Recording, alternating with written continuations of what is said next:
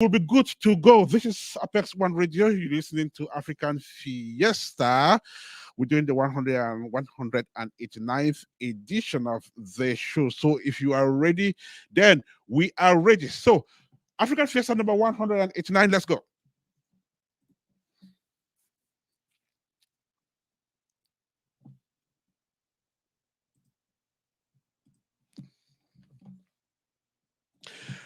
Good morning once again, and welcome to Apex One Radio. Welcome to African Fiesta. Good afternoon, good evening, wherever you find yourself across the globe. African Fiesta is a radio way of presenting Africa in the continent's economic and social life. So, how much of Africa do you know in terms of history, geography, economics, sports, cuisine, culture, tourism, and you name it? And how much of African music do you get to listen to or dance to? These are the kind of questions we do well to answer on African Fiesta, just on Apex One Radio.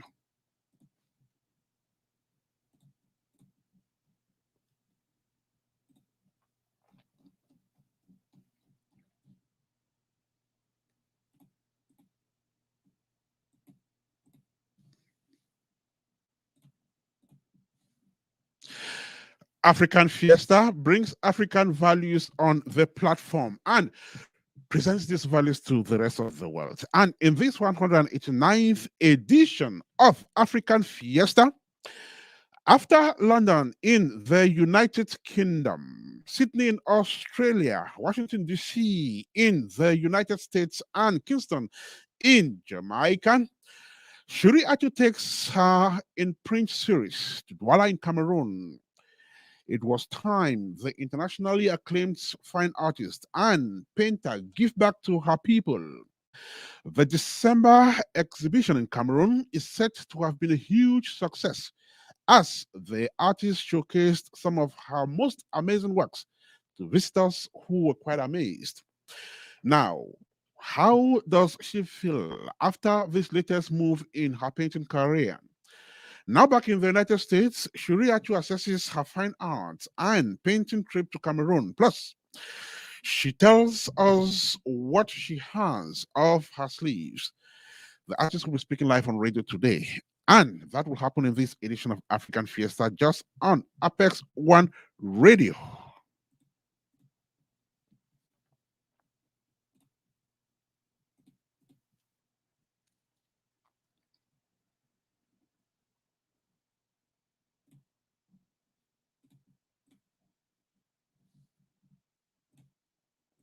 Now, DOS is yet to settle on the euphoria that has characterized Sierra Leone's maiden match at the ongoing African Cup of Nations, which ended on a 0-0 tie with current champions Algeria. To many Sierra Leoneans, this was an exceptional spectacle, especially given that the West African side has been away from the competition for more than 2 decades. On African Fiesta today, we revisit the first day of performance or the one performance of the Leone Stars. To help us do that, we will be joined by Sierra Leonean sports journalist and media executive Leslie Koroma. Koroma is the founder and CEO of Africa Sports Ventures Group. He'll be live from Texas in this edition of African Fiesta.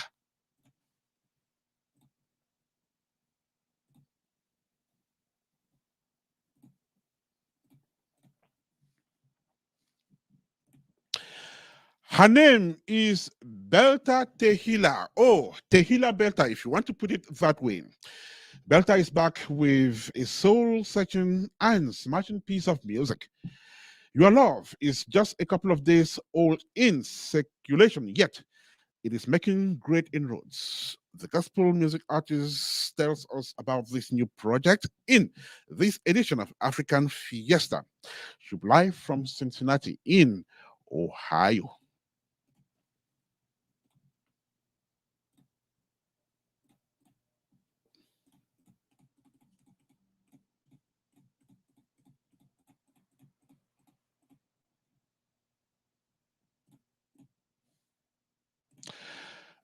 And in a similar development, the gospel music sector will be a track reacher from tomorrow, the 16th of January, when Burial, a new track by Junior Praise, gets into circulation. From Boya, the artist tells us about this new project, plus what he has up his sleeves in the coming weeks and the coming months. This in this edition of African Fiesta, just on Apex One Radio.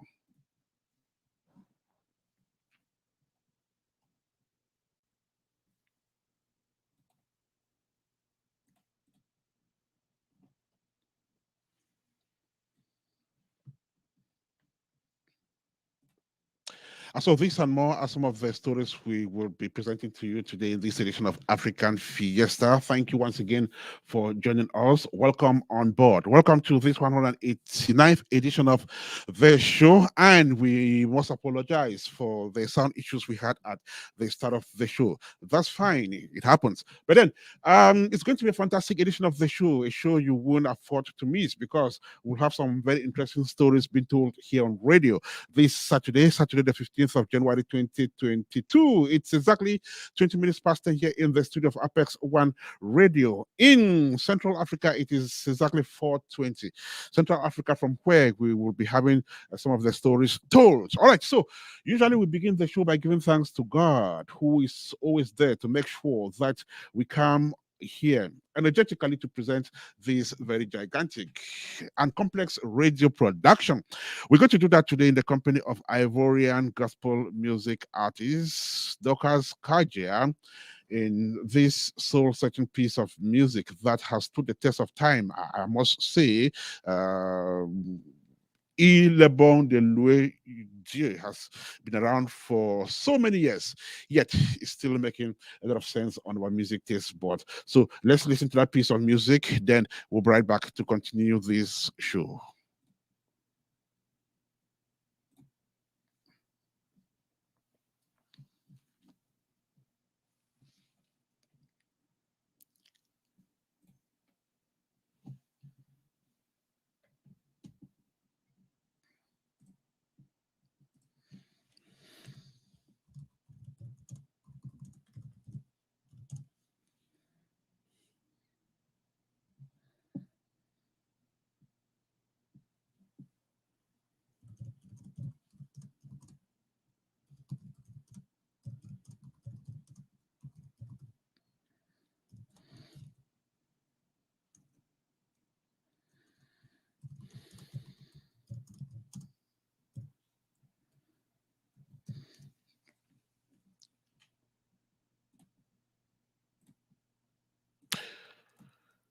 Father, thank you for this fresh edition of African Fiesta, which is reaching out there to our people. We thank you for the energy, the wisdom, the ingenuity, and everything that it takes to bring this great production on the airwaves. Thank you for the energy. We thank you for the participants. We thank you for those who are just watching the show.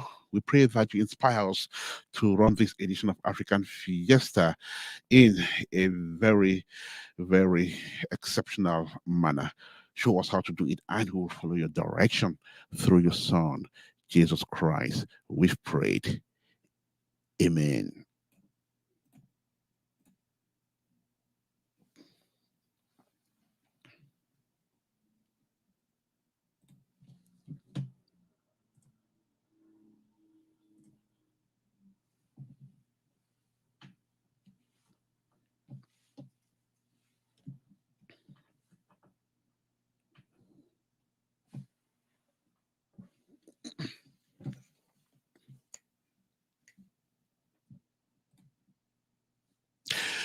What a beautiful piece of music there by Dorcas Kaja, Ivorian frontline gospel music artist, music which has stood the test of time. This music has been around for more than 12 years, but it's still making a lot of sense.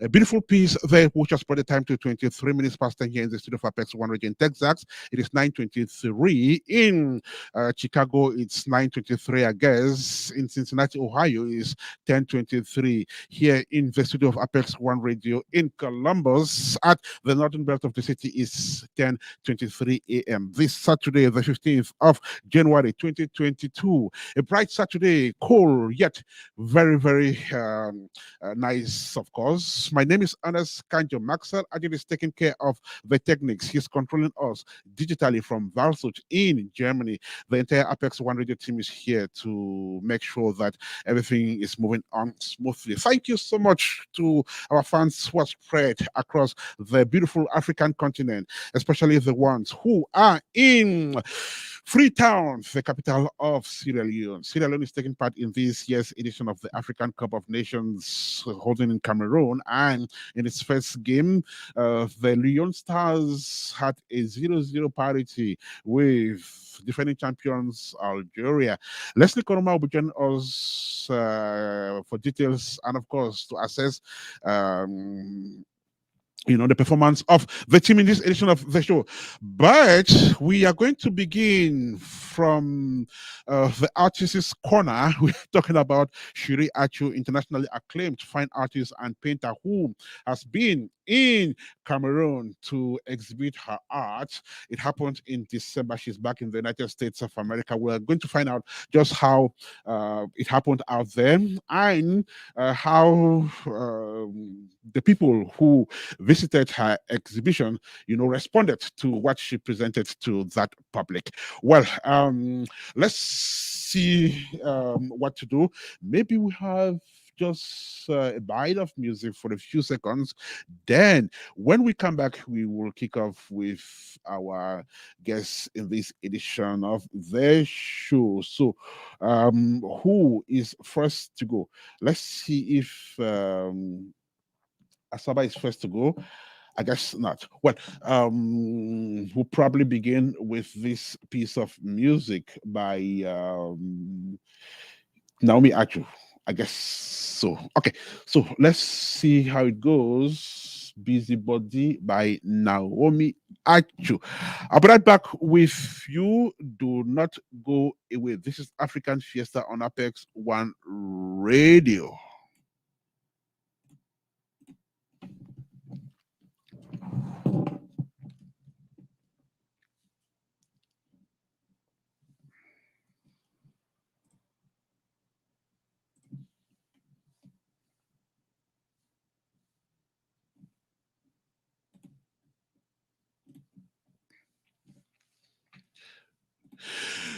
Beautiful piece of music there titled Busy Body by Naomi Achu. Music which has brought the time to 26 minutes past 10 here in the studio of Apex One Radio. Without much ado, I guess we will start bringing our guests on the platform so we can start telling those beautiful African stories you would love to listen to, and people you would love to meet because they are all inspiring.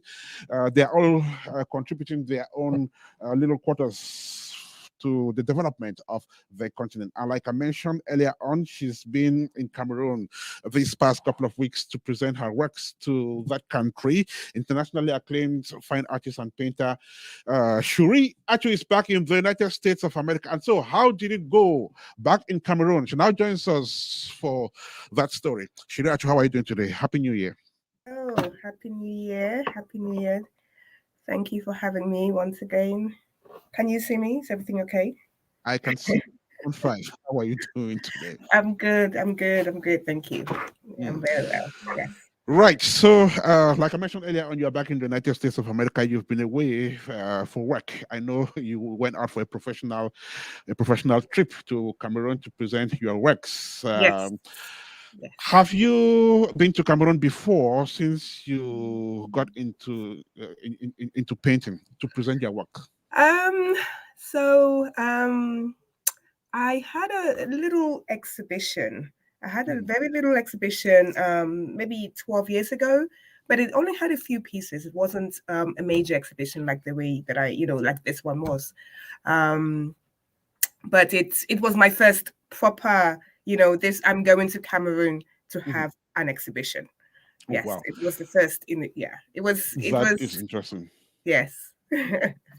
Wow, that's great. So this time around, you called it 40th Act with 42 in print. Um, tell us Okay. before we even talk about the trip to Cameroon, what is 40th Act? What is Imprint? 42 in print. So if you don't sort of okay, so when I started painting, just to go back and sort of recap to tell people who don't really know what I, to who don't really follow me to get an understanding.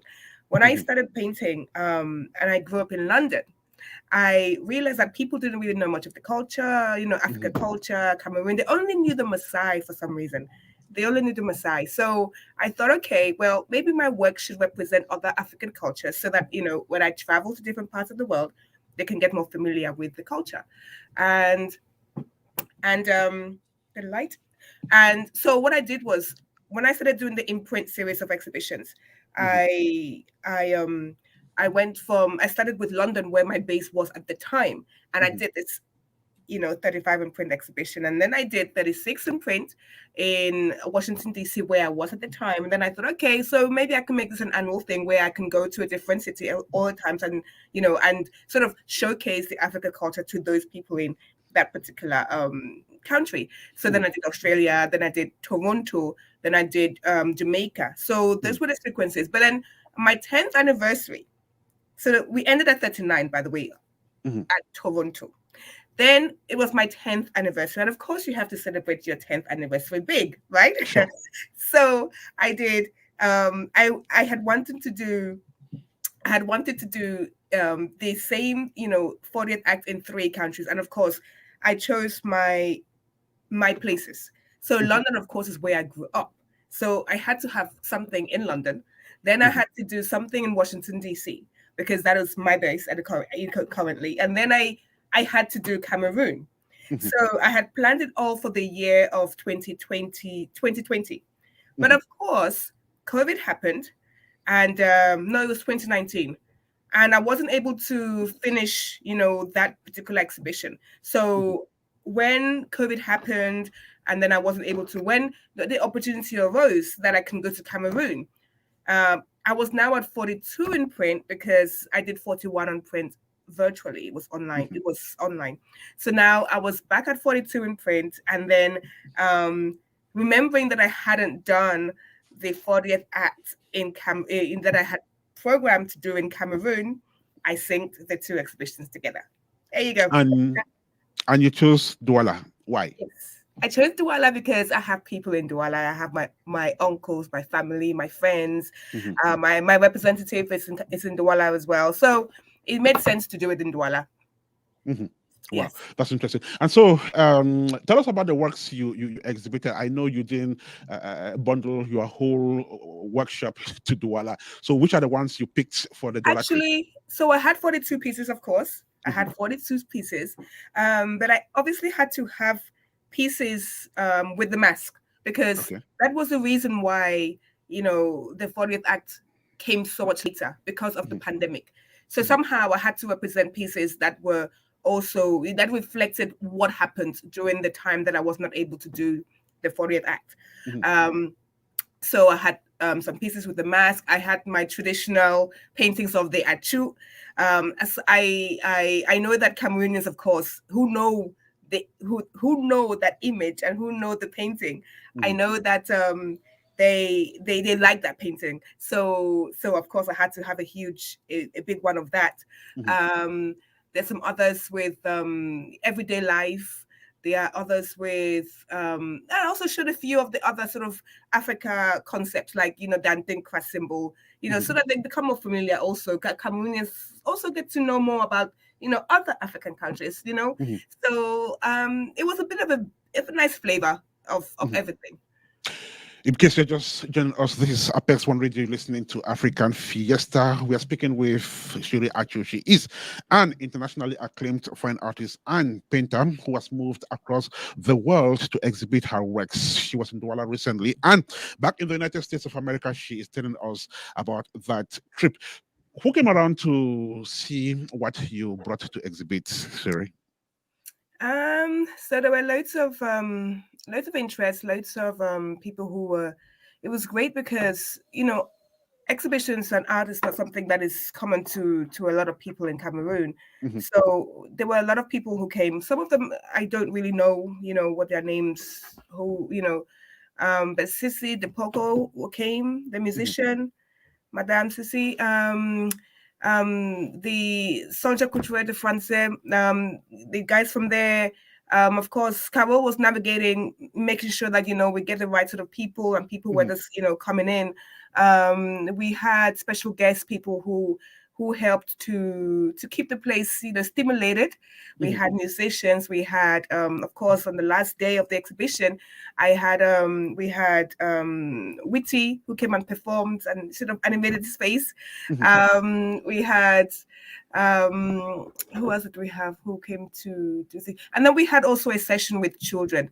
Mhm. But that is not your question right now. Your question is about who came. Yes, so we had my uncle Nico Hale. Actually, he was there on the last day, Mhm. and he with the family, as a lot of friends, family, and people and guests who were invited for the exhibition. Mhm. Yeah. So this is a Cameroonian who uh, lived abroad most of her life, yet she's painting Cameroon in the most explicable manner, so brilliantly.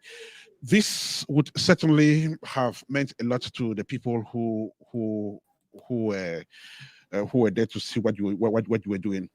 It would be interesting to know their reactions. What were they telling you? Oh, a lot of them spoke in French and wrote in French. So Mm. I'm yet to understand really what what they are saying. But from the way that they responded to me, it was all very encouraging. It was all Mhm. like, wow, this is great. But Mhm. to be very honest, because a lot of they speak a lot of they speak French, and I struggled a little bit with trying to really get a few people to. But the ones who did, they all said really good things. They were all Mhm. very encouraging. They all were they congratulated me for trying to do what I do by putting Cameroon, Africa on the map. Mhm. So I mean it was great. It was Mhm. great. So we saw somewhere in Cameroon where kids were creating stories from your works, and this was reported on local television. Tell us Yes. about this. So the name of the group, they're a French group who came, and we actually had a workshop with these children, and Mhm. they are Ondio l'Africain. That's the name of Okay. the group who came, and they had this beautiful workshop where they were just animating this talking and it was just very animated. And Mhm. then one of my paintings was behind the one with the climb series one Mhm. two three, and actually the storyteller made a story Mhm. based on that painting and sort of related the story to the children who were so excited. Mhm. And then later on that same day, we went and I had a workshop with the children, and we were painting. I wanted them to do an abstract painting of the Cameroon flag, similar to what the concept of the 40th Act, where I had green, red, yellow. I wanted them to be a little bit fluid with the way that they conceptualized the Cameroon flag. I didn't want it to be so stiff. So I worked through that with them. And yes, that was reported on a TV because it was a wonderful day with children, just, trying to inspire them, to, storytelling and, painting. It was creative day. It was beautiful. Mhm. I also understand that you collaborated a great deal with other artists and galleries, and would want to assume that you got into some future arrangements with these people. Am I Mhm. right? Um, I did well. Things always happen when you collaborate with people, but Mhm. nothing concrete has actually happened yet. I mean, I always love to work with. So Wazi was the other, singer who was actually there. He came Mhm. one of the nights and he performed his beautiful songs. So I always want to work with artists and people whose spirit connect to mine somehow. So I'll always, if I'm ever in Cameroon or if I'm ever able to bring them somewhere that I am, I'll always want to have a collaboration. But for future purposes, I am actually I'm actually going to be working on a so the part one was good. Power was good. But we thought that we needed more. We needed more time. So we are actually going to be going back to Douala Okay. in 6 months, in about 6 months roughly, to do a part 2 in Douala. Okay. And then we're going to do a part 3 in Yaoundé. Okay. So that is future. And, we'll be bringing in people who, yes. Yeah. So how was Douala different from Toronto, from Kingston, from London, from Washington, D.C.? It was a lot more harder, I have to confess, to mobilize people. I think it was because it was Christmas and there are weddings, there are funerals, there are all these other functions that sort of somehow take priority. There's so many moving parts, so much activity in Douala at that particular time in December that some people who, I'm going to definitely be there, could not make it because I think it was a period as well. So it was more difficult to mobilize people to actually, again, perhaps because they don't quite understand the culture. The artists, going to an exhibition and, somehow, I'm trying to open that up so that more people can, see this and enjoy this sort of experience. And then what else? Of course, it's very hot, dusty, yeah, but it was awesome. It was awesome. It's different in the sense of, yes, those things, but also particularly the difference was the fact that it was a lot more difficult to, for people to get excited. Yes, they did, but not they did by the concept, but not by the reality because they don't quite understand the culture. So, with more exhibitions, they will be, they'll start becoming more familiar with this. And what is one thing you would remember of this trip? What is the one thing that I remember from the trip? Oh, I worked. That's the one thing that I remember from the trip. I did not sleep. Right. I was constantly on the move, constantly working, interviews here, CRTV. I had to go to Yaoundé for interviews. I had this interview with, I had to meet people. I also every day, from 5 to 7, I would sort of go to the exhibition and I would take people for, walks around the exhibition. So it was constant working. I didn't have one day on the beach, and that is unheard of because typically you go to Africa, you'd want to have at least one. It was so busy, but it was so rewarding because of, all the feedback that the ones that I understand, it was all positive. I had some sales, yet to have more sales when I go back for part 2 and part 3. Yeah, it was awesome. It was an awesome time. And of course, it's lovely, amazing being home, eating a lot of food, soya and the rest. Beautiful. We're speaking with internationally acclaimed fine artist and painter Shuri Achu, who is back to the States after a professional trip to Cameroon, where she exhibited some of her amazing works to the public. As we speak, what are those works you have on sale and on promotion?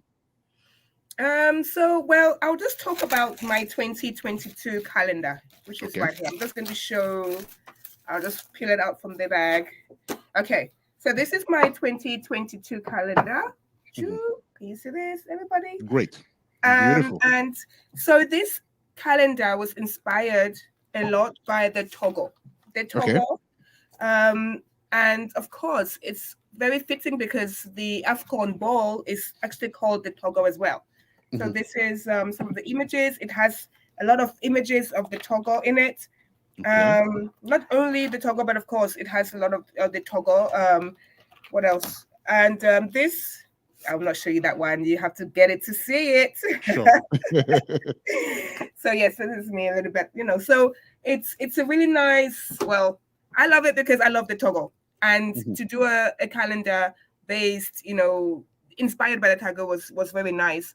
And so this is on my webpage, which is shiriachuart.com. And if you use the promotional code Togo, you will get 20% off. And actually, yes. Yeah. That message has definitely gone across, and I would encourage you to get to Shuri and have a piece of a beautiful work. So, contacts before you go away, Shuri. So I can be reached on my, well, all the social medias is Shiri Achu Art. If you want to reach me on Facebook, it's the capitalized Shiri Achu Art. And then Instagram, same thing.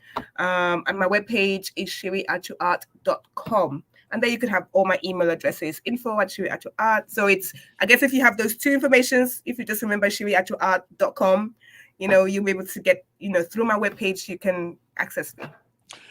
On our part, I want to thank you so much for joining us on radio today. Congrats on the great job you are doing. I know you still have a lot of work in the pipeline, and we will continue to trail you. And whenever the need arises, you'll be back on this platform to tell us more. Thank you so much, Shuri. Yes. Thank you so much for having me. Have a wonderful day, everyone.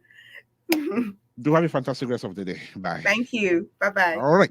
Thank you so much. This is Apex One Radio. We're broadcasting from the United States of America. You just listened there to internationally acclaimed fine artist and painter Shuri Achu, who is back after a professional trip to Cameroon. And so the show continues on Apex One Radio. Let's have some music. Then our next guest will be live on radio. So now let's listen to this piece of music. I'll be right back with you.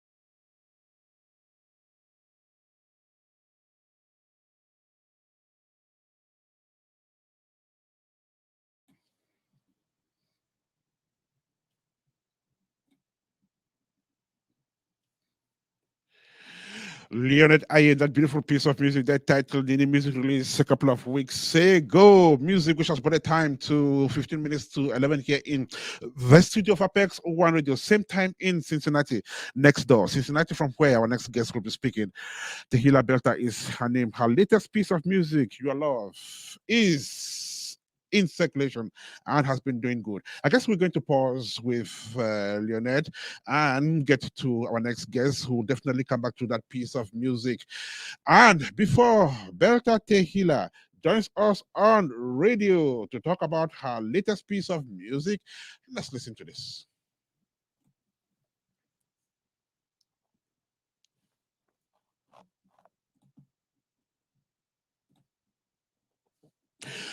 That one is titled Your Love.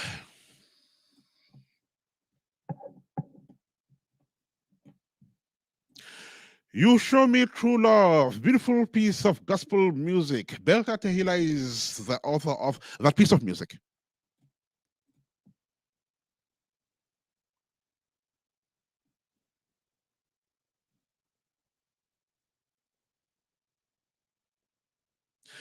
You show me your mercy. What a beautiful piece of music. Latest one, of course, by Tehila Belta. She is a gospel music artist par excellence. She'll be joining us live from Cincinnati to talk about this latest track that is in circulation.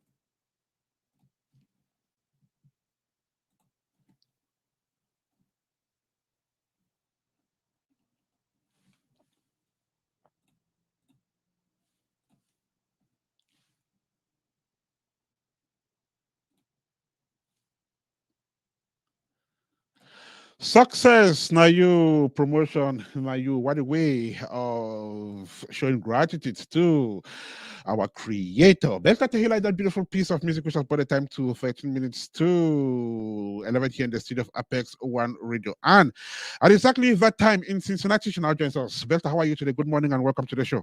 Good morning, Mr. Ennis. Thank you so much. How is Cincy this Saturday morning? Oh, Cincinnati is good. It's great. Beautiful. Right. So, by the way, Happy New Year, and how how has the year been so far? We are just 2 weeks gone into 2022. How is the year running? The year is running great. We thank Hmm. God for a great start, despite, all maybe some bad news around. But, God is always the infinite and the final, He has the final say. So at the end of the day, we all look up to Him and we count it a blessing to see a new day. At the end of the day, we're all looking up to him. He's the infinite and he's always there. So, Becca, thank you so much for joining us to talk about Your Love, which is just 13 days old. You released this song exactly 13 days ago. How is the public reacting to it so far? Yeah, this song For Your Love, I've really longed for it like throughout the pandemic as God was bringing me some things Mhm, right like on my heart putting some things on my heart, and I was seeing his greatness, and despite all what we went through, the love of God never left us. And mhm, so, bringing this song in the new year was kind of a conclusion to say that no matter how the years have been, the past 2 years have been, God mhm, has still shown us true love, and people are actually connecting to this. mhm.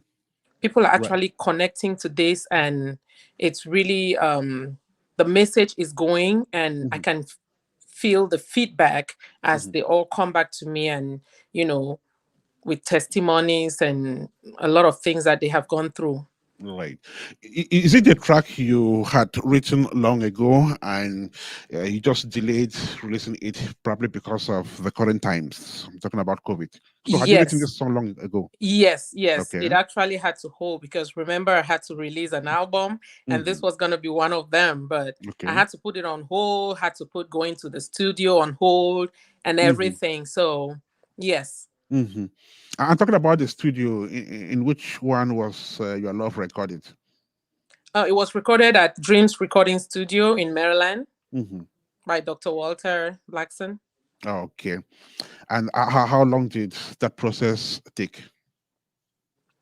Well, when you have to travel to do something, then it's going to Hmm. take a whole weekend.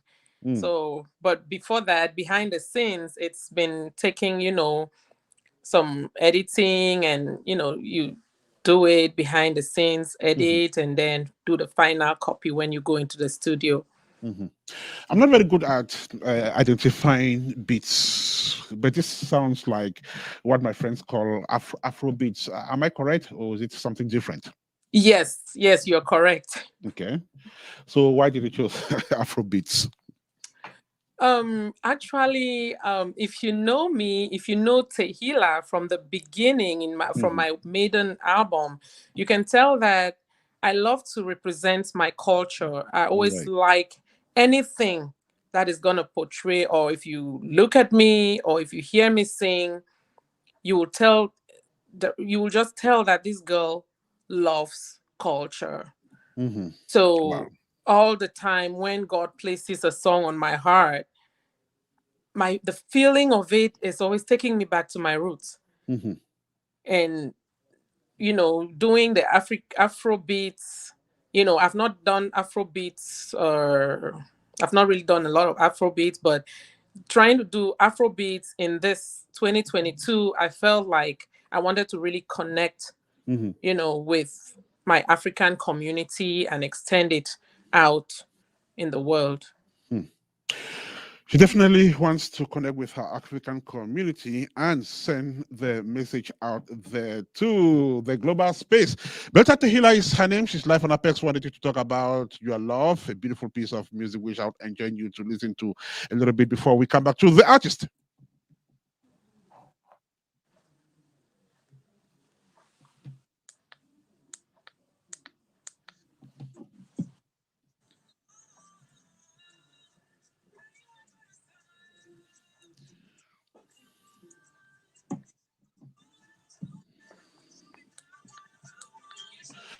You show me true love, you show me your power, you show me your mercy. True Love by Belta Tehila. She's live on Apex One Radio. The show is African Fiesta. The edition is the 189th. The day is Saturday, the date is the 15th. The month is January. The time is 7 minutes to 11. And of course, the station is Apex One Radio. Berta joins us once again. Welcome back, Berta. Thank you. Tell us about the message in this song which you are trying to pass out there to the public. Yeah, actually, my song is so much filled with testimonies of, what God has done, and with our daily community, with the people around us, the daily life. It actually connects a lot. When I look around and I hear my friends, I hear other families. I go on Facebook and I hear what people are, going through and how they came out from it, and a lot of those things, it takes me back to the cross of Calvary. It takes me back to the reason why God actually sacrificed his life for us. So that true love, first of all, comes from the fact that he left his throne above, Right. despite all that we did, the wickedness of mankind. It said, "For God so loved the world that he sent his only begotten Son, that whosoever believes in him should not perish but have everlasting life." It did not end there. And when he went to the cross, his blood was shed for us. His side was pierced for us. Everything that happened on the cross of Calvary was to bring man back to himself, no matter how the situation of man's heart was. He was ready to reconcile us back to him, which means that when we come to him, he's gonna take care of us, he's gonna provide for us, he's gonna be our protector. And even without that, a lot of people are still rebelling. They still don't believe in God. But guess what? God has said that I will come to you. He shows us his mercy, and he keeps running after us. So his demonstration on the cross of Calvary is what is causing us to see these testimonies going on. And therefore, whatever situations you are in, be you a woman who is married and you've been looking for that child for long, remember that God is the owner of life, and he is going to give you that baby at his own time. So God is the giver of all good gifts. He gives us promotion, he gives us good gifts, and so we just know that his love is following us even when we are not faithful to him. His love is unconditional. His love is endless. He's the giver of life. Of course, he owns it. And all of that embedded in this beautiful piece of song titled For Your Love. Belta Tehila is her name. She's live on Apex One Radio. And so, Belta, we see a lyrics video. Do you plan to shoot a real video for this track? And if so, when should we be expecting it? Right now, it's on my mind. It's actually on my mind. It's been on my mind, and I've been really thinking that. At first, I thought I should do a video and just release a video, an official video, but you know how it is. It comes with some financial constraints and all of that. So it actually pulled me back a little bit, and I thought for now I should do the lyric video first and put it out there. And while I'm thinking and trying to put my finances together, I'm also praying for for divine connections. Maybe somebody would want me to do the video and be like, hey, connect with this videographer and just do it, and they pay for it. Why not? Okay. It's always possible. Why not? It's possible. I trust God for everything. But hey, on a serious note, I would love to do a video for this. I don't know when, and I don't want to promise the public, but that's something that's on my heart. If it doesn't happen this year, it may happen next year. But let's just keep our minds open. Our minds are definitely open, and we are awaiting the video of this track whenever it comes up.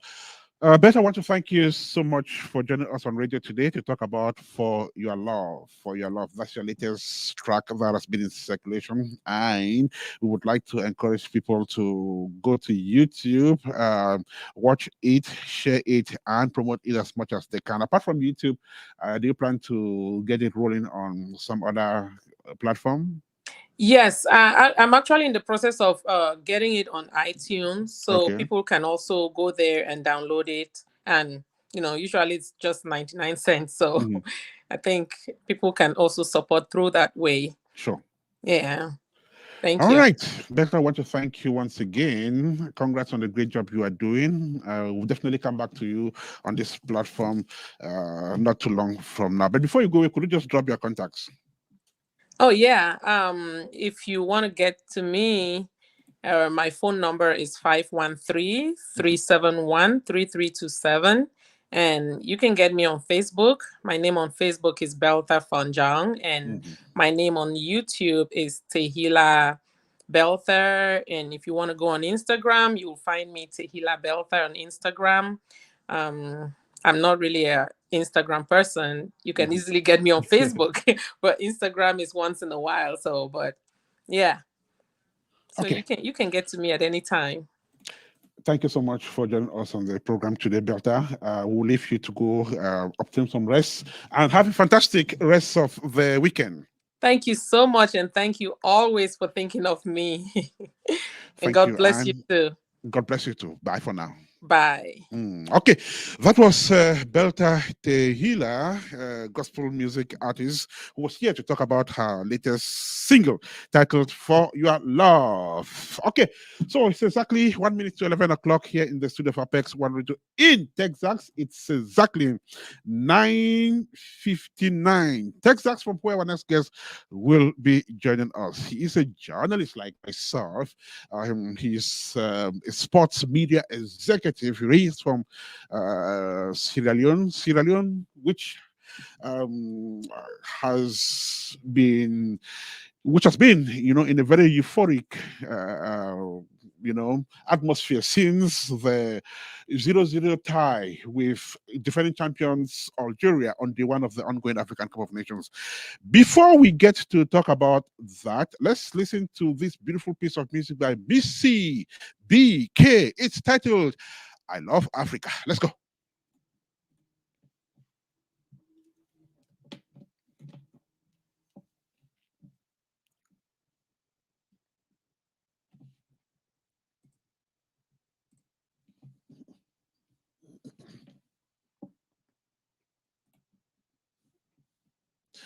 That piece of music is titled Africa.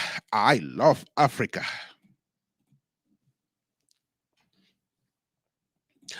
It's all about Africa on African Fiesta. We talk African sports, African cuisine, African culture, African tourism, African music, African dance, and what have you.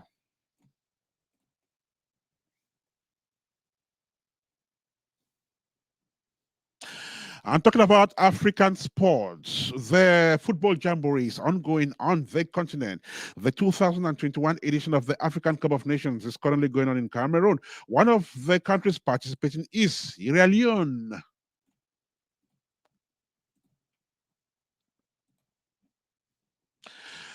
For some reason, Sierra Leone is the favorite of so many Africans who are watching this competition. Everyone just seems to admire Sierra Leone, especially that country's goalkeeper, Mohamed Kamara, who became man of the match at their first encounter. Wonderful goalkeeper, very, very skillful. We'll be talking about Sierra Leone in this edition of African Fiesta. But before we get there, I love Africa. Missy BK.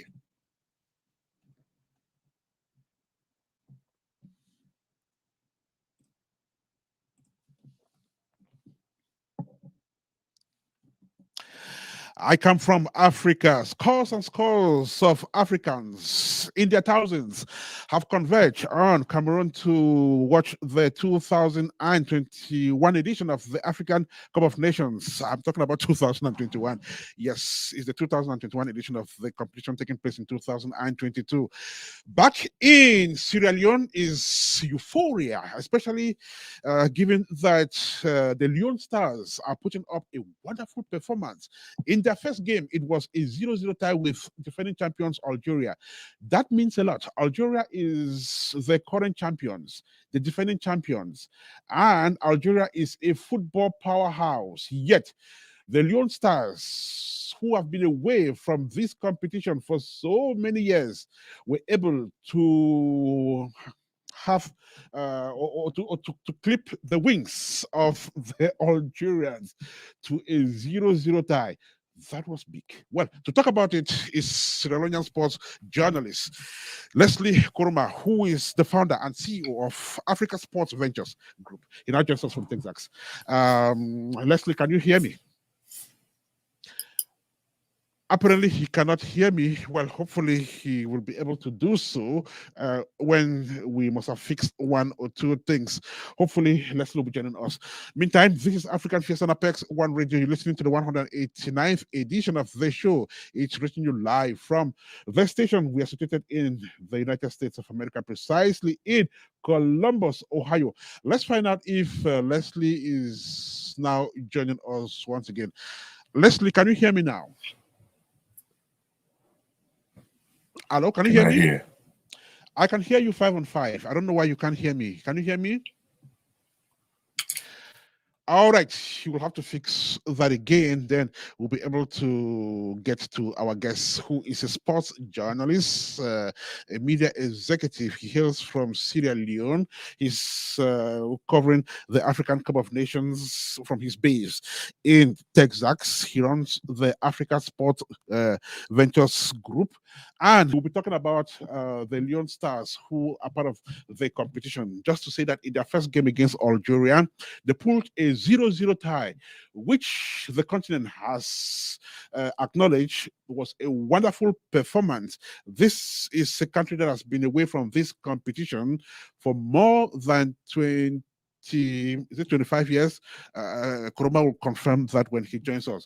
Well, let us make another try and find out if he can now reach us by sound. Leslie, can you now hear me? I cannot hear you. I can hear you. Can you hear me? Maybe I need to log off and. Yes, you probably have to. Do I need to log off and log back on? Yes, do that. Let's see how it goes. Right. So we are doing everything possible to get to Leslie Kuruma. He's a sports journalist from Sierra Leone. He runs the Africa Sports Ventures Group, which publishes a sports magazine as well. Kuruma has been following sports for a while, and today he'll be talking about Sierra Leone's participation at the ongoing African Cup of Nations that is taking place in Cameroon. Sierra Leone is placed in the same group with Ivory Coast and Equatorial Guinea. Tomorrow, the Leone Stars will be back on the pitch to lock horns with the almighty Ivory Coast. That is the Elephants of Ivory Coast. We are hoping that it's going to be a fantastic encounter. And if the Leone Stars happen to overpower the Elephants of Ivory Coast, it will be a great deal in Freetown and most of the cities in that great West African country. So tomorrow it will be a West Africa versus West Africa debacle that will take place, And we have Sierra Leonean sports journalist Leslie Kuruma, who will be joining us to talk about that encounter of tomorrow, and of course the maiden one which took place a couple of days ago with a 0-0 score. That was against Algeria. Right, so let's do some music from this end while hoping that Leslie will join us to throw more light on Sierra Leone's performance at the ongoing African Cup of Nations. All right, so let's listen to the Tina in this beautiful piece of music titled J. I'll be back with you.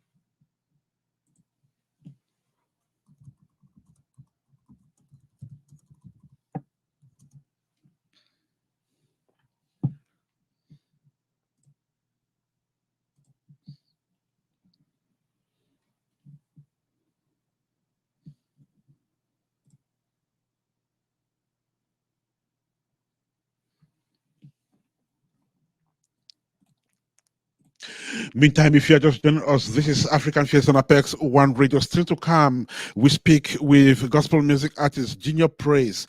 Junior Praise will be telling us about his latest track, which sees the light of day tomorrow, January the 16th, 2022. It's titled Berry War. Right. But before he comes on the airwaves, Leslie Koroma is struggling to get back to us, and hopefully he will succeed in doing that. This is Apex One Radio. This is African Fiesta.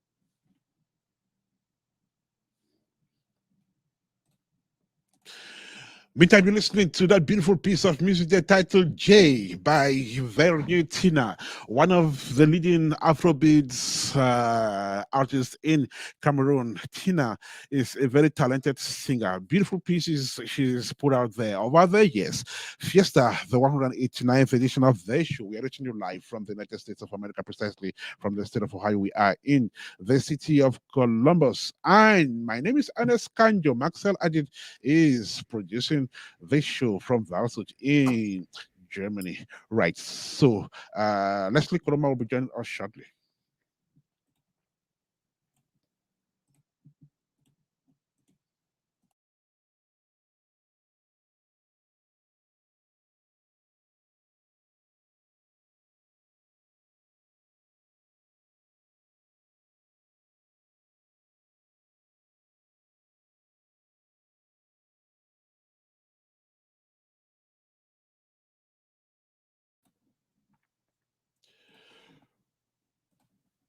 Back to sports and football, and to say that Sierra Leone has been participating at the African Cup of Nations this year and doing a great job, as a matter of fact.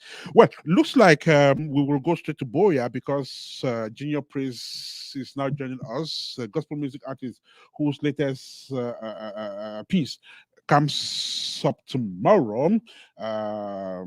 It's titled Burial. Let's join Junior Praise and speak with him before Koroma comes back. All right, he now joins us from Boya. Junior Praise, welcome to the show. Unmute yourself and the conversation will go on. How are you doing today? You have to unmute yourself so we can talk. Okay. So thank you so much for joining us on the program today. Junior Praise, now joining us from Boya. Welcome to the program. We cannot get him. We are able to get him. Can you hear me?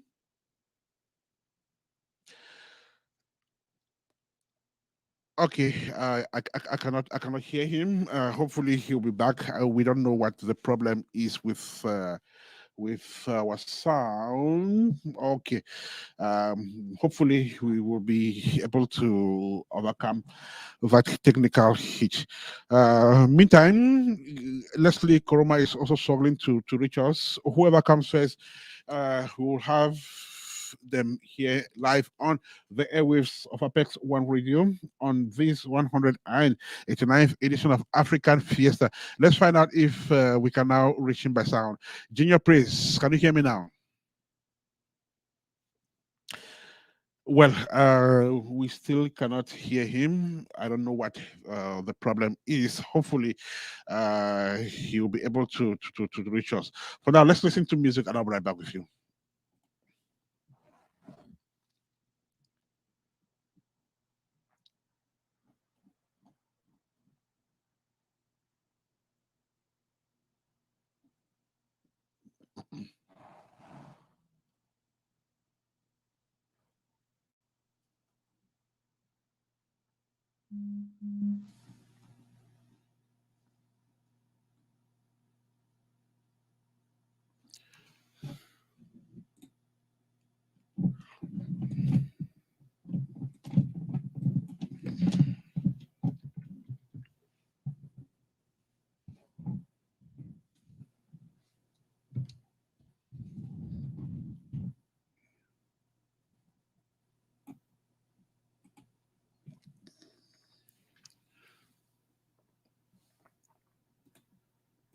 Right, so we'll give it another try and see if we can reach out to the gospel music artists by sound.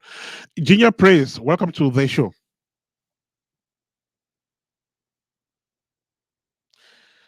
All right, so he'll probably have to unmute himself. Then let's see if we can reach him. Junior Praise, are you there? Welcome to the show. All right, so we are sorry about that. Let's try again. Junior Praise, welcome to the show. Unmute yourself, let's see.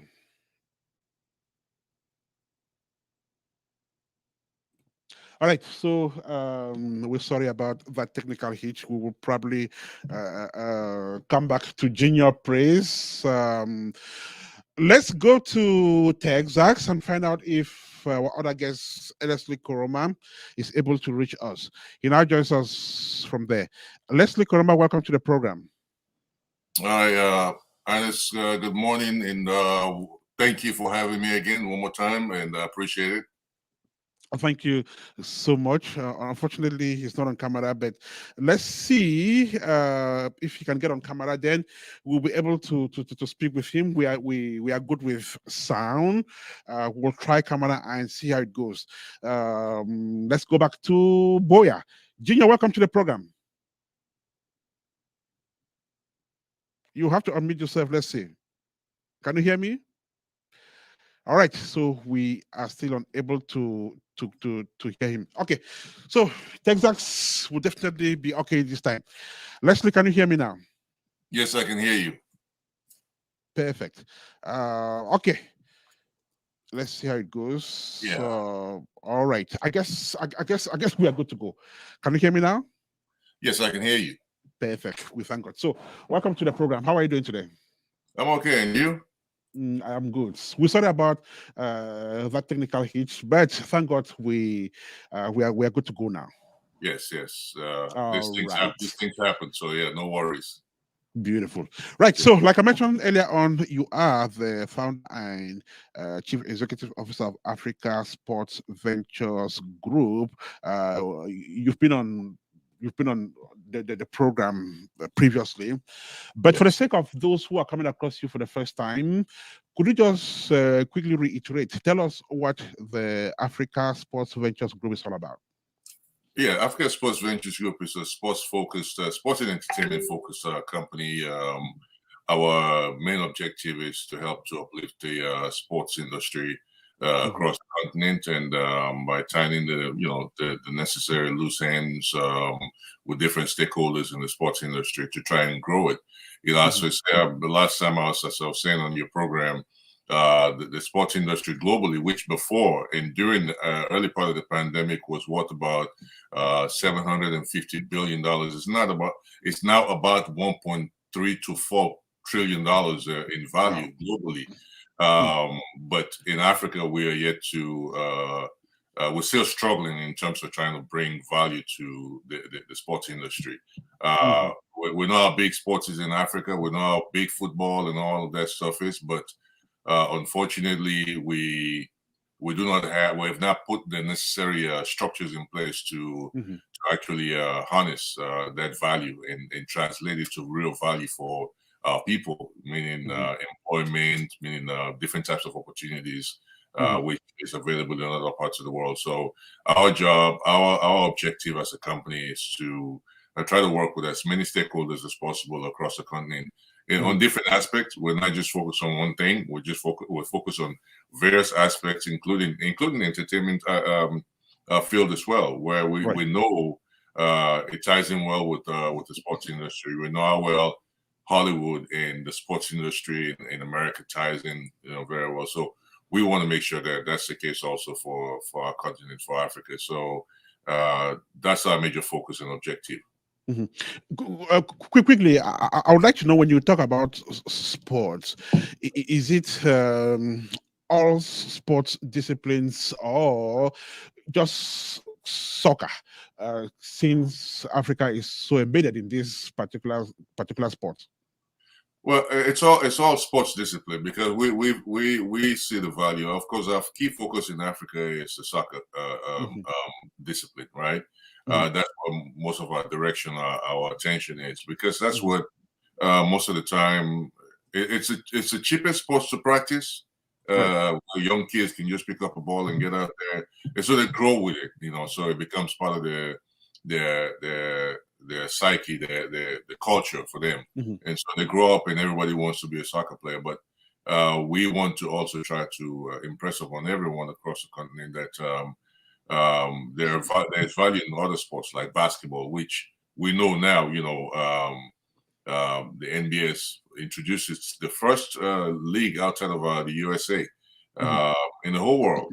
They didn't go to Europe, they didn't go to China, they didn't go to none of these other countries.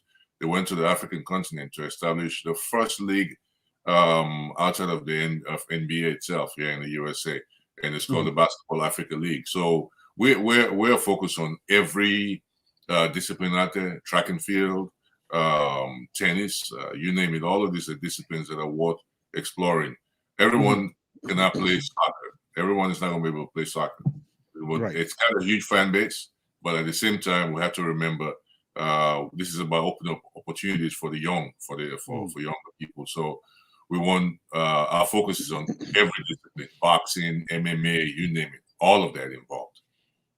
Right. So yours is a typically Pan-African outfit that covers the entire continent, but you hail from one of those countries on the continent, Sierra Leone, and I assume that when Sierra Leone participated in its last African Cup of Nations so many years ago, you had not created Africa Sports Ventures Group. Now it is existing and coinciding with your country's participation at the African Cup of Nations. Do you see this as a great opportunity for your organization to blow up? Oh, absolutely! It's a huge opportunity. Like you said, the last time. That was 1996, the last time Sierra Leone was at the Africa Cup of Nations, and again that was during the civil war that we had in Sierra Leone during the civil conflict, and so of course I was a young man then, and I was also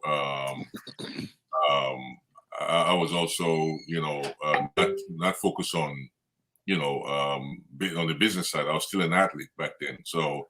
I didn't get a chance. I mean, it wasn't a time yet for that. So now I'm here. It's been a growth phase to get to this stage, from being an athlete and then eventually to a sports media practitioner, and then now as a business person, as a businessman in the sports space. So it's a great opportunity for for me, for not just for Sierra Leone, but across Africa as a whole, for the rest of the continent, different countries. We're dealing, we're developing business relationships with different stakeholders in different sport disciplines and in different programs out there. So it's a huge opportunity for my company. Yes, obviously.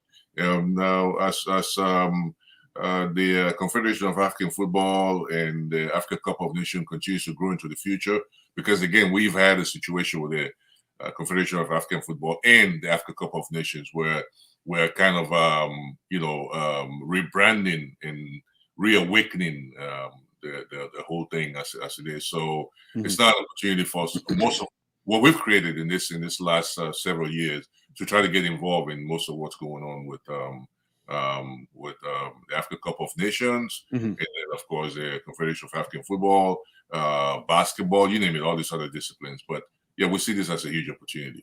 Beautiful. So let us narrow this down to Sierra Leone further. So Sierra Leone is taking part at the African Cup of Nations this year. After doing so the last time in 1996, this is really huge. Yes. So far, they've had their first encounter with defending champions Algeria, and that was a 0-0 tie at the end of 90 minutes. What a lot of people who have not been following Sierra Leone don't understand is why that excitement with a draw game against Algeria. Could you just explain this? Well, put it this way. When you're down in the dumps and you have a chance to rise, and then you go up against the best in the world, or in your area, on the continent, and you're able to stand against them, go toe to toe with them. That's a huge boost of confidence, first of all, and that's in itself is a great story to say. We've been through hell and back, but here we are, going toe to toe with the best on the continent. So that excitement by itself alone, because Algeria is the defending champion. They won the Africa Cup of Nations, the last edition, which was held in Egypt. They won that cup, and so they're the African champions. And then even recently, they've gone for over 35, 36 games without a defeat. They haven't lost a game in the last several years. The last time they lost a match was against Italy. And they went recently to the Arab Cup, which was held in Qatar, and they won that as well. This was before coming to the Africa Cup of Nations. So you can imagine, Sierra Leone, which was also ranked 107th on the FIFA rankings, came to the Africa Cup of Nations as an underdog to Algeria. So the excitement is based off of the fact that we were able to go toe to toe with Algeria, which is considered the current champion for the continent, where they brag of players like Mahrez, who plays in the English Premier League. So this is huge. It's huge for us.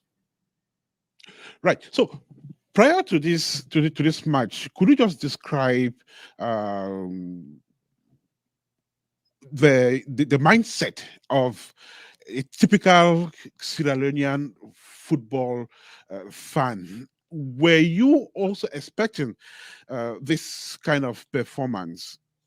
Well, look, sports, and there's a saying out there are no more minnows in football, right? And meaning that you don't look at any team on a given day on the rate tip, right? It can be the smallest team. Looked like the Gambia the other day came out with a victory, right, against Mauritania. Huge, a small country, and it's the same thing across the board. We have the talent level, right? We have very talented young men who can play the game. The only unfortunate thing that we've had over the years, well, there's several issues there. We had a war, and then from the war we had the Ebola epidemic, and then we had the coronavirus, which has affected everybody around the world. But we've been through, like I say, hell and back with so much that have gone through society, and so we haven't had a steady slew of development of football over the years. During the war, the league collapsed. It wasn't till after the war that it was kind of resurrected. And after that, there was a series of issues having to do with football politics in football, which kind of derailed the National League for a number of years. And then eventually we had a FIFA ban on top of that, for the same issue of political interference. And so when you look at all of those incidents coming up to right now to this qualifying for the Africa Cup of Nations, which was a huge surprise and a huge boost in itself. You can imagine the amount of first of all, there was doubt. So a lot of people are still not, some of us are kind of understand the background and understand the talent level that's there. So we know the boys are capable, but the issue is about piecing that capability together and go out there and perform, which for me wasn't too much of a doubt because I feel like these guys can perform. You just needed a solid system, a stable administration, a good coach, a great coach. In this case, we have a very solid coach in the name of John Fiesta, and a young man himself who played for the national team, home-based, home-brewed. So we have situations like that where there was not much confidence by a number of people. A lot of people were like, oh, fingers crossed. Some people were not necessarily convinced that Sierra Leone was going to. So it came as a surprise to a lot of people, obviously. Even the pundits out there, because obviously we've had situations where even the odds were deeply stacked against the Leone Stars. So to hold Algeria to a draw, a goalless draw at that, not conceding a goal, not even an accidental goal, was huge. We scored, but even though our goal wasn't allowed, it was said it was offside, but we scored. We actually netted the ball in the goal against them, so it was huge. For me, before the game, I said Algeria was actually on the law of averages. I believe Algeria was due for defeat. I said it might come, against our team. So there we are, So we're excited. Let us stay on the tactical point of view. I'm not a coach, I'm neither a player, but I want us to talk about what you think would have been the strength of the Sierra Leonean side in that game. Was it an offensive encounter? Were they more defensive? Did it, did it happen, at the midfield? Was it the skillful nature of the goalkeeper? So, what actually accounted for this strength? Okay, so we have. I think it's a collection of everyone on the team. I think we have a very very balanced team. We have a very experienced forward set of forwards, Kay Kamara, Mohamed Bouya Touré, those guys, and then of course the midfield, which is very solid, right?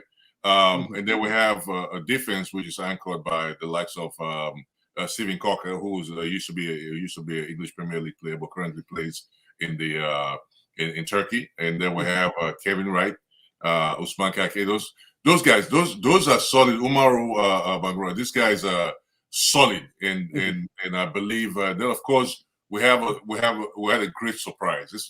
This guy, even though he's been very solid over time, but it takes for one to perform at the big stage for people to get finally convinced, which is a goalkeeper in this case. And he even got the man of the match award after the match itself.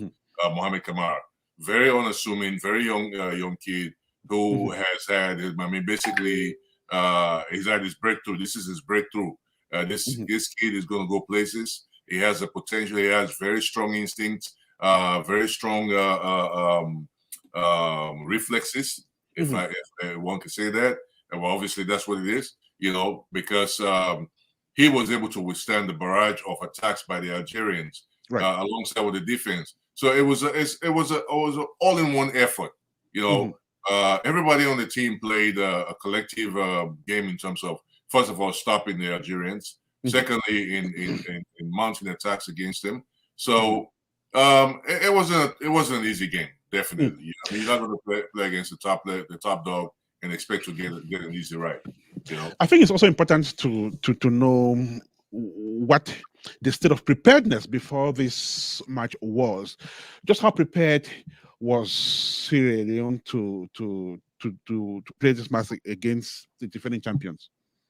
They were very well prepared. I mean, tactically and mentally, and in so many respects, because we had a game against Nigeria, which was a lead up to the final game against Benin. We had a game against Nigeria where Nigeria scored 4 goals against us, and then we came back in the second half and we equalized.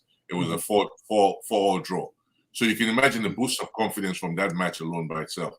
And then we went on to play Benin, which eventually there was some shenanigans having to do with COVID testing and all of that. The game had to be played on a neutral ground, and we ended up winning that game. So that's what booked our ticket to Cameroon. And so the thing is that from those 2 matches, there was a heavy boost of confidence. And plus, we bring in so many different players from different backgrounds with a nice balanced a mix of home-based talent, who are very, very solid. So we had a situation which was very, very, very positive in so many words. So when they went to camp, they went with this in their minds, right? A high boost of confidence, right? And of course, with the talent available, it just took proper management by the current SLAFA executive for them to be able to settle everybody down and say, you know what, we have a task at hand.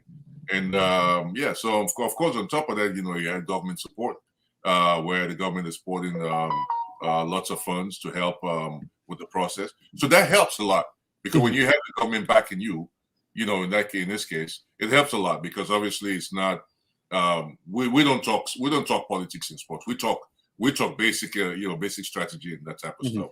But the support of the government has been very instrumental in helping this team prepare to go to Cameroon.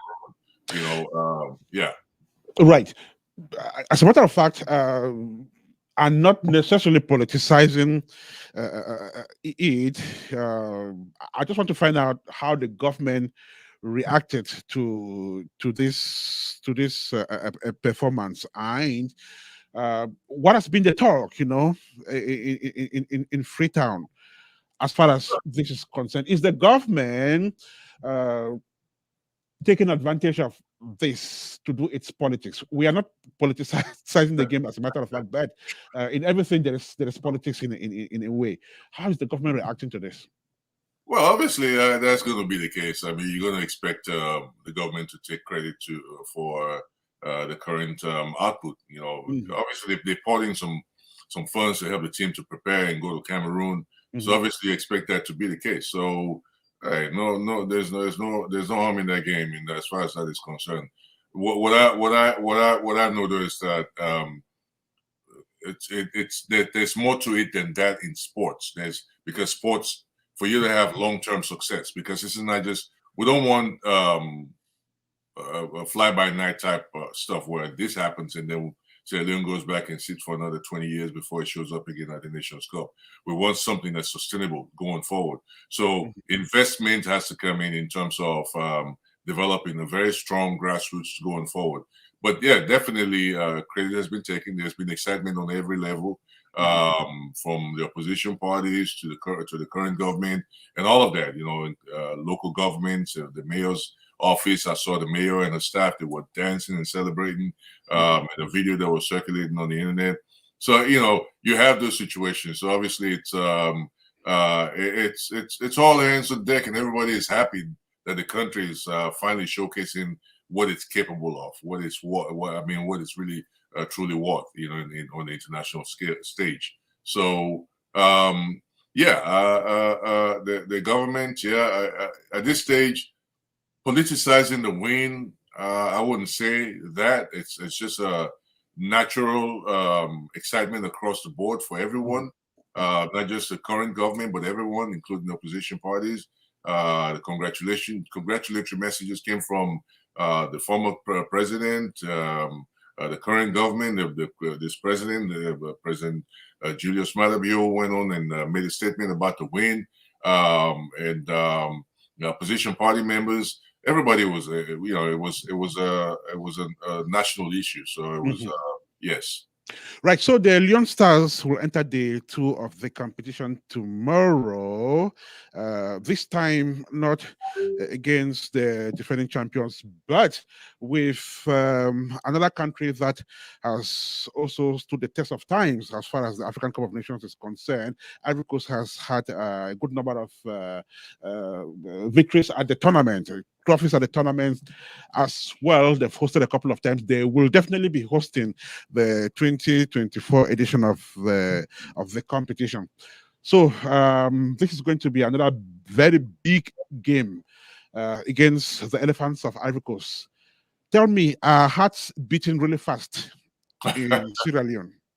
Yes, hearts are beating very fast because the Elephants of Ivory Coast are the 2015 champions of the AFCON, and obviously they're not slouches.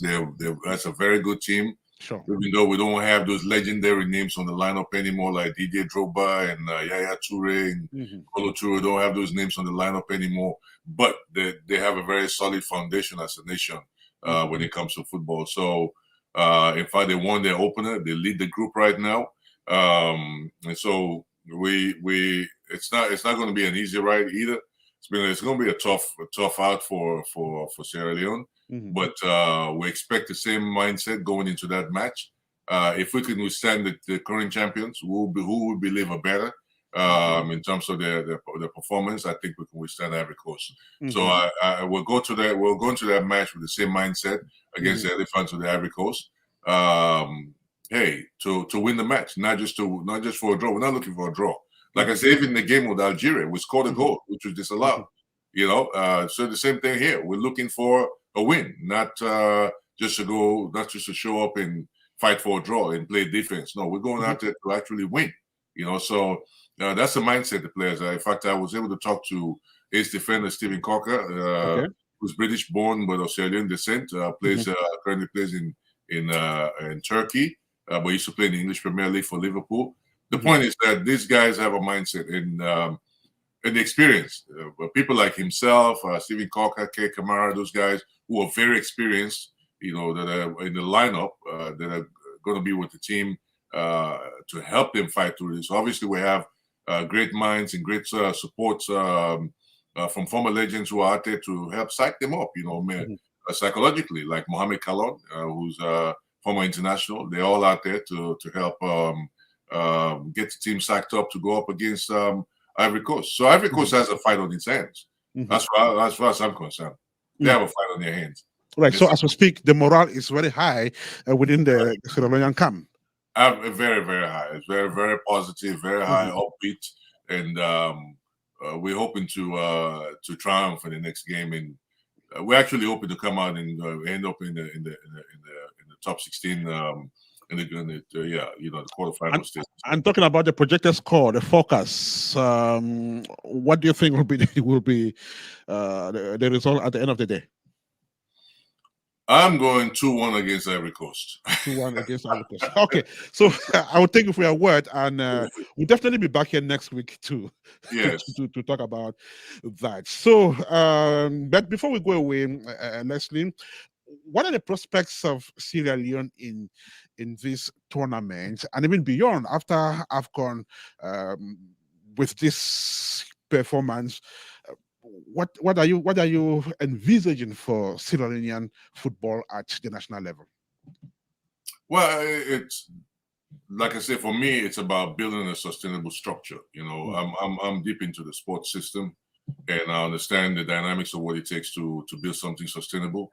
And so I expect for us to go to the drawing board and not go off of emotions and look at what's out there now. What we have out there now is we're able to put a solid team together, not based on a foundation that we built over the years. No, it's not based on that, because, like I said before now, there was a time when there was no football being played in the country. So we have a whole slew of young men and girls in the country who were not able to play, and so we don't have that conveyor belt of talent that we're supposed to develop. But I hope that with this, that we see the value now that we can go out into this match after this match and after this this tournament, and see the value in trying to work in building a strong foundation for the future, meaning building a strong grassroots program, across the country.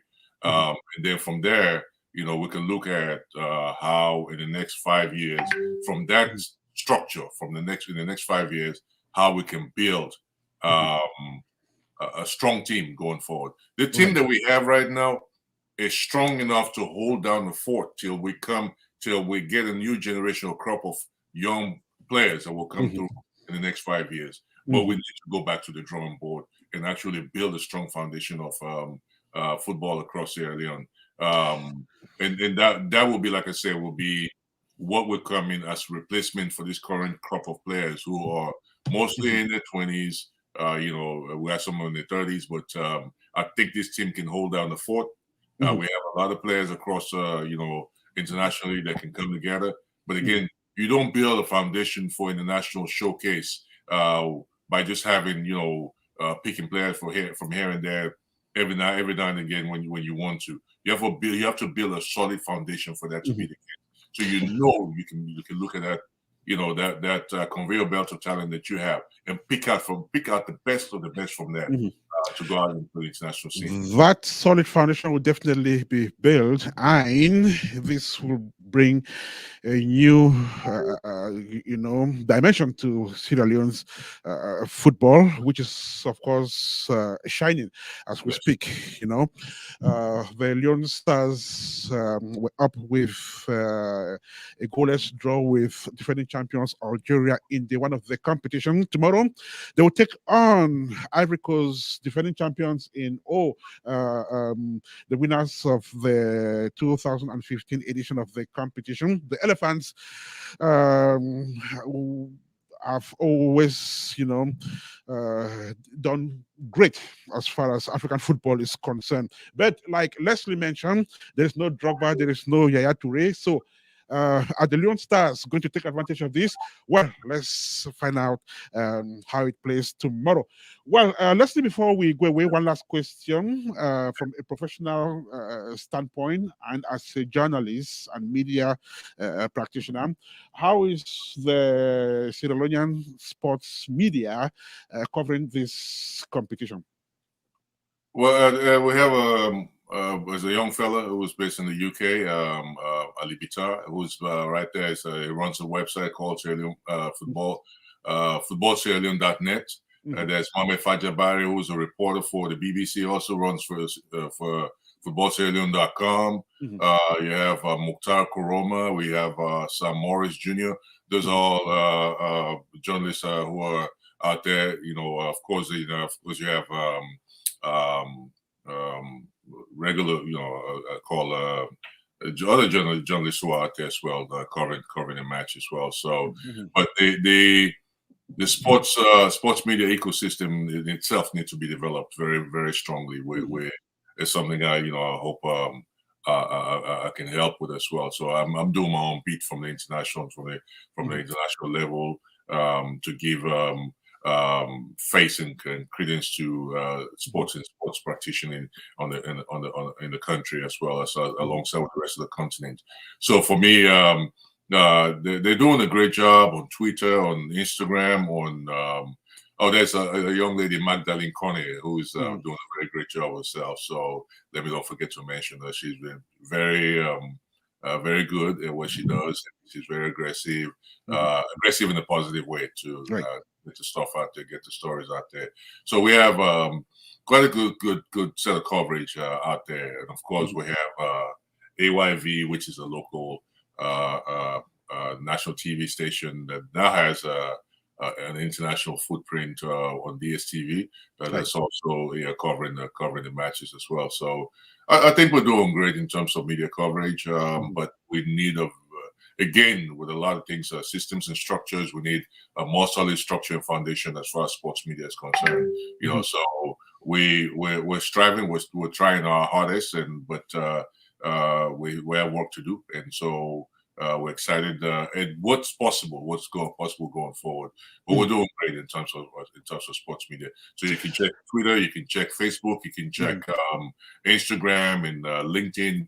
There's coverage there from most of the names I just mentioned. Definitely. So, Leslie, we'll definitely come back to you next week on the same show to talk about what would have transpired in the match Sierra Leone versus Ivory Coast. But before you leave us, could you just drop your link to your online publication so fans of football can get to read, about the ongoing African Cup of Nations? Yeah, you can check out my website, which is africansportsmonthly.com. That's www.africansportsmonthly.com. That's a website I've been running for the last almost 2 decades now. Obviously, you can check out my company's website as well, africasvg.com, which is for African Sports Ventures Group. That's africasvg.com. You can check out their social media handles, African Sports Monthly, African Sports Ventures Group on Facebook, on Twitter, on Instagram, as well as on LinkedIn. It's all available on there. And then personally also, just check me out as well, Leslie Koroma, on Facebook, on LinkedIn, on Twitter, as well as on Instagram as well. You can find me on all those platforms. Leslie, want to thank you so much. We wish you all the best. We have an eye particularly on Sierra Leone because they have an exceptional story in this competition, and I guess they've just won the hearts of so many Africans who are following this competition, and we're looking forward to seeing how it unfolds. So, like I said, we'll be back with you next week for more on this. Thank you so much. You're very welcome, and thank you for having me. You have a fantastic rest of the day out there. You too. Bye. Bye.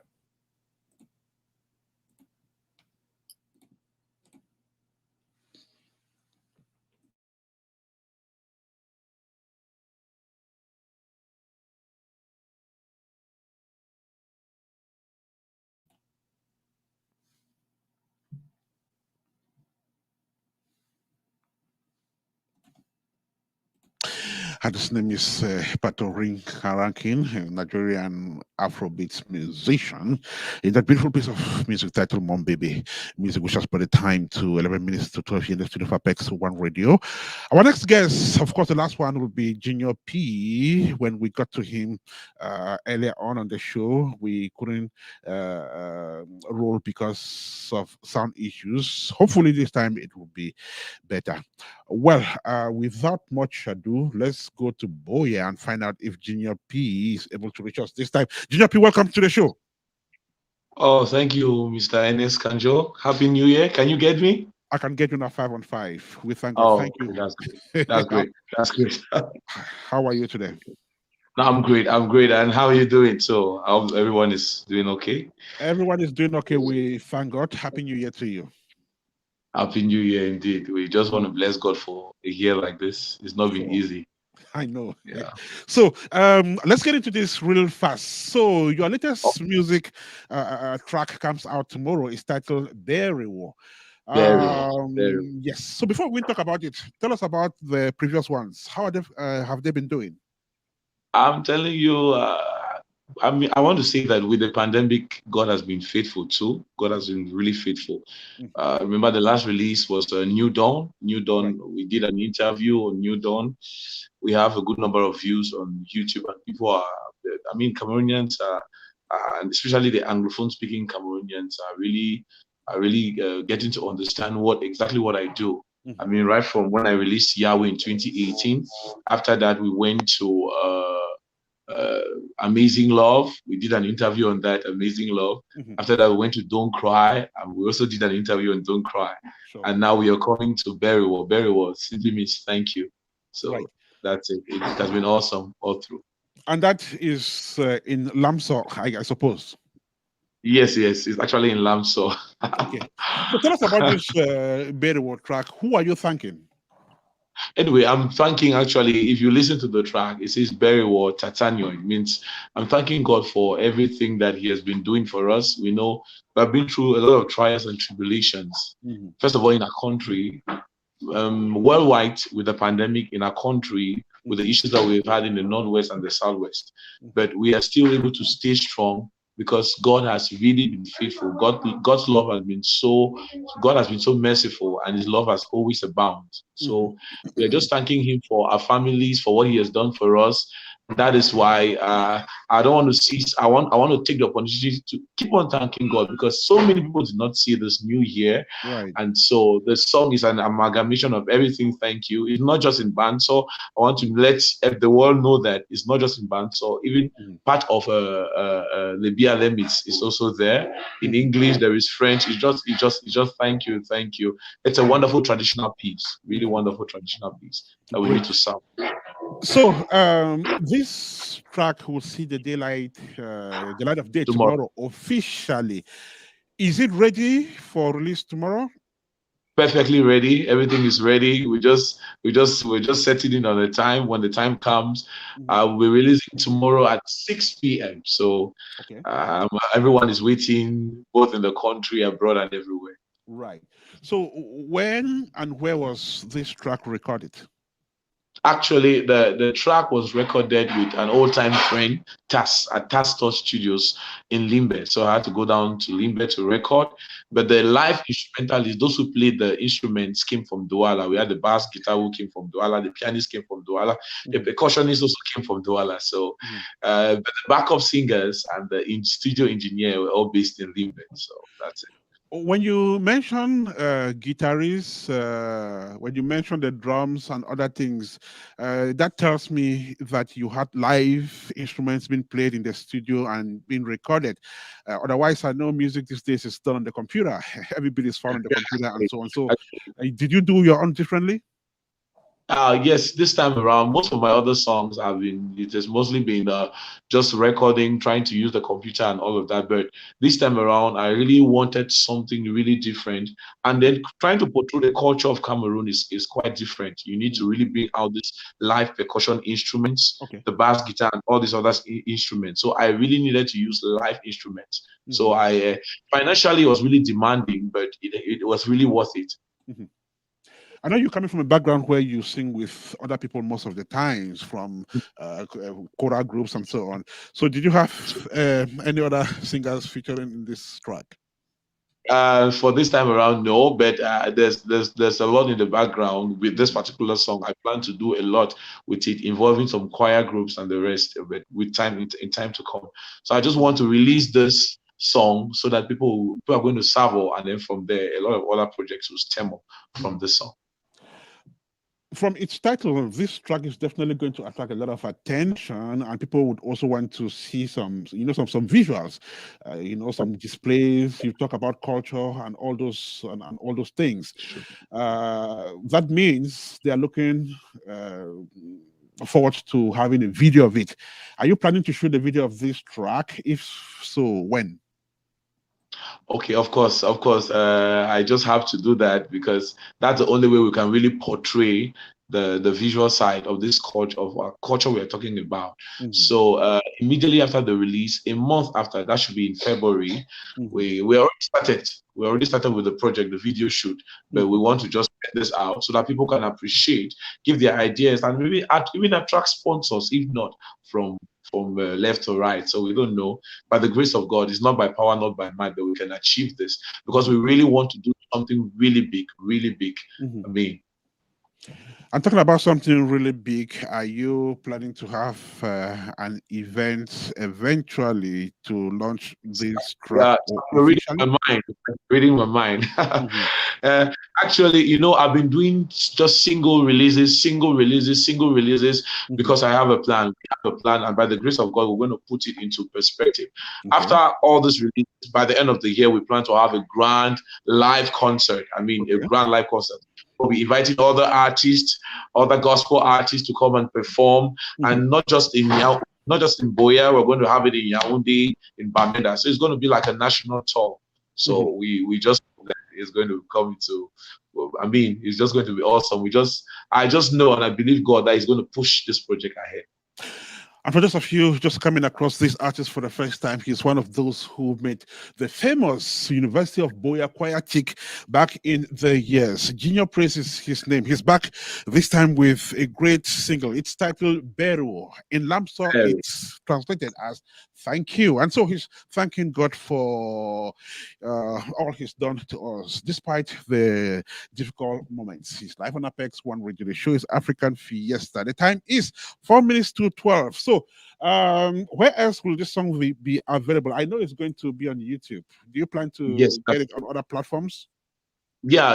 Well, the audio is going to be uploaded in other platforms, like it's going to be on iTunes. Okay. Yes, and others. Anyway, it's going to be on the flyer, which finally comes out. But we'll all have it somewhere.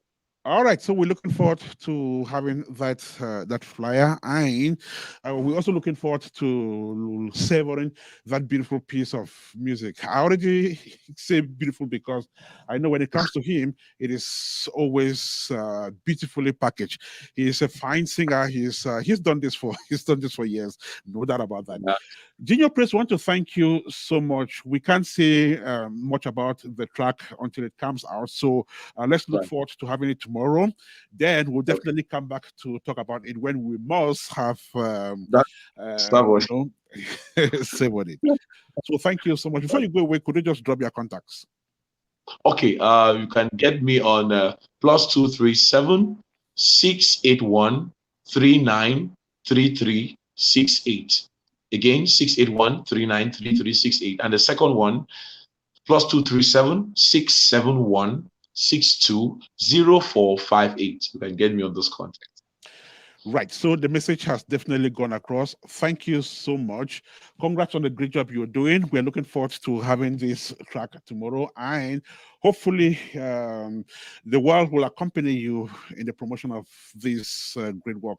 Of course, it is a track that gives gratitude to God. It's our responsibility to do so because He is good at all times. Thank you so much. I do have a fantastic rest of the weekend now. The Junior Praise. Thank you so much. Thank you, Ediscanjo. Thank you. All right. Bye for now. This is Apex One Radio. This is African Fiesta. Let's listen to this, and we will be right back to run off with this edition of the show.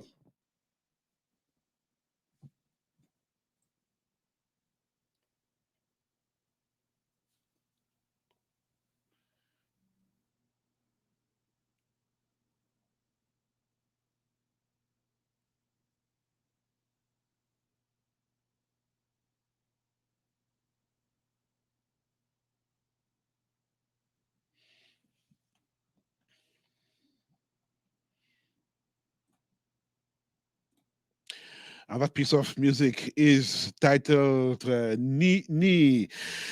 Music, which has brought the time to 1 minute to 12 here in the studio of Apex One Radio. Time for us to start voting thanks as we pack our bags and baggages out of the studio this morning.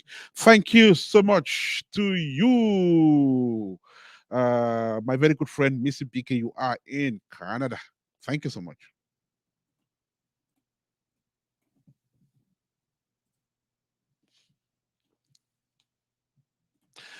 Thank you, Esther. Yeah, you are in Cincinnati, Ohio. Thank you for being part of this edition of African Fiesta.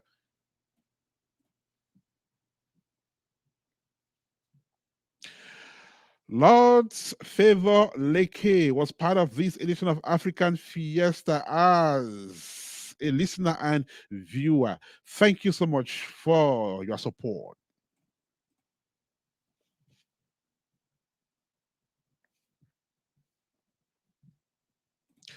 From Dayton, Ohio, we had Erica C. Thank you so much, Erica, for always supporting Apex One Radio.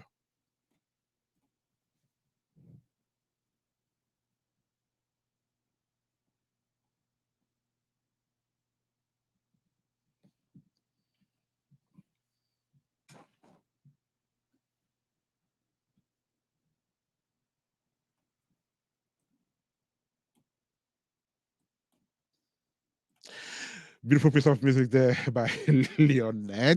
Music goes up by the time to 1 minute past 12 in the studio of Apex One Radio. I think it's time for us to say bye to you now. And that's how we put a full stop to this 189th edition of African Fiesta on Apex One Radio, which came to you live from the studio of the station situated in the northern part of the city of Columbus. Thank you so much, Belta Tehila. She was one of the guests in today's edition of the show. We also had Junior Praise, who was live from Boya to tell us about his latest piece of music, which will see the daylight of which will see the light of day tomorrow. Thank you so much for joining us in this edition of the show. Siri Achu, you were live on the show to talk about your trip to Cameroon. Then we had Leslie Koroma, sports journalist, who was here to talk about Sierra Leone's performance at this year's edition of the African Cup of Nations. And here in the studio of Apex One Radio, you had Ernest Kanjo presenting their show. Maxwell Ade produced it from Valsut in Germany. Our public relations officer, Okon Ekweyom, was here to support us as well.